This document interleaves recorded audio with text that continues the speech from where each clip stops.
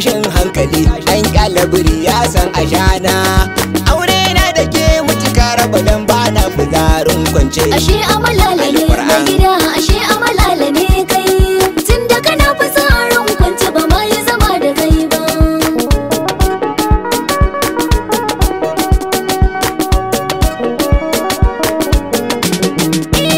Ya za a aikace mun fizarin nan ba kai kayo ba.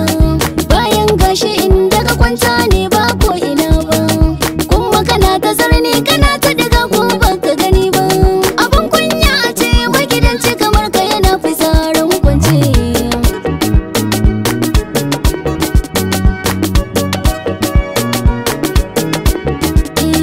Nai zaɓen tamo na dare ashe amalala ne kai. Kullum sai ka ce mini ruwa ne yau karyar ka ta kai. Da sanyin safiya ka fice sai in rasa inda ma kai. To rana dubu ta ɓarawo rana ɗai ta mai kaya ce.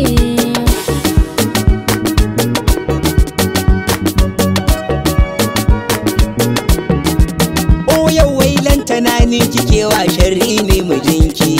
Kina mini kazafi har kina cewa sai na saki ki. Ga cikin shaƙen wuya bayan kin san na fi ki karfi. To cikani ko na yo ihu ne kullum kubura na bar ki a kwance. Alƙur'an cikani mana.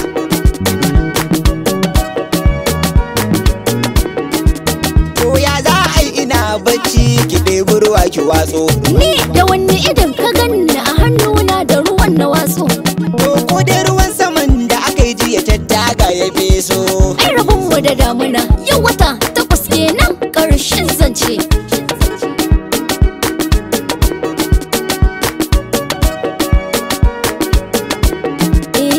Ranar nan ƙawata ta zo ta ce daki da zarni. Aisha wannan doguwar mai kafar ta kamar akuya da rani. Ahe ita ce ta yi ta zuga ki har kika tsiye ni. To soyayya muke yi ko jiya ma gidansu na je zance.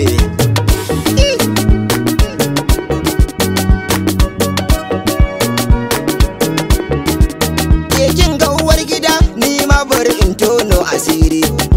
Inni ina fitsari ke kuma bakinki da wari. A fagen tusa kuwa in ji kai daga nan har makwarari. Ai tausa lafiya ce kai kuma cuta ce fisarin kwance. Ashe amalala ne mai gida, ashe amalala ne kai. Tun da kana fisarin kwance ba ma yi zama da kai ba. Ki haƙuri mu zauna dan ni ba amalala ne ba. Ai tuku ne take mun kuma a rage ta sannu zai lalace.